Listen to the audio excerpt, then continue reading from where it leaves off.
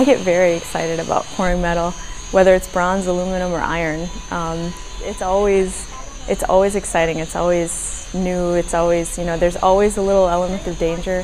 So it's never dull. You always have to be really aware of what's going on. There's always new people that want to learn. There's everyone that's there is, they really want to be there. They really want to know how to do what they're doing.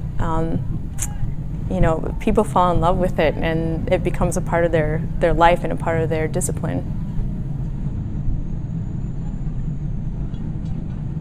Well, when you're in the safety gear and you're by heat that's that intense, really the safety gear is protective enough that you're kind of really isolated from everything around you.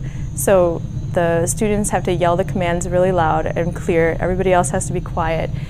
But the sensation inside of the safety gear is sort of, you just hear yourself breathing, and there's no other sensory stimulus. You definitely feel the heat, but you're protected from it. So mostly it's just you're sweating and losing your fluids, basically.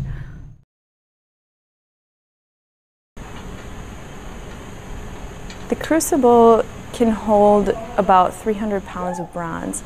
We only had about probably 230 pounds in that day.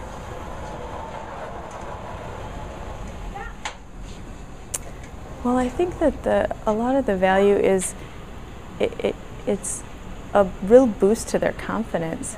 They feel, I think, a lot of power when they do something that's so, potentially dangerous.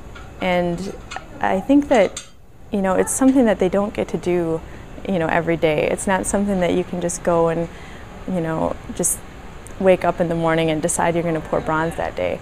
Or, at least not in most people's lives. So it's an experience that they get really, for most of them, only here. And so for them to be able to have that experience and make what they're making, they understand this process a lot better. It puts them in touch with their, with their art history roots, where they now understand, how these little bronze idols and little iron, vessels and things came about. They understand the whole process.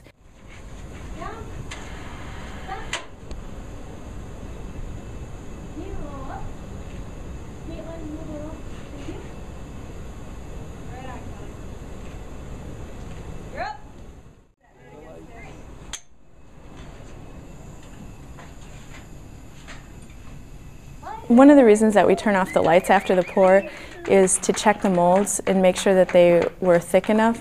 It's part of the learning process. So the students can see if their molds were really thin, they'll be really glowing. And if they were too thick, they won't glow at all.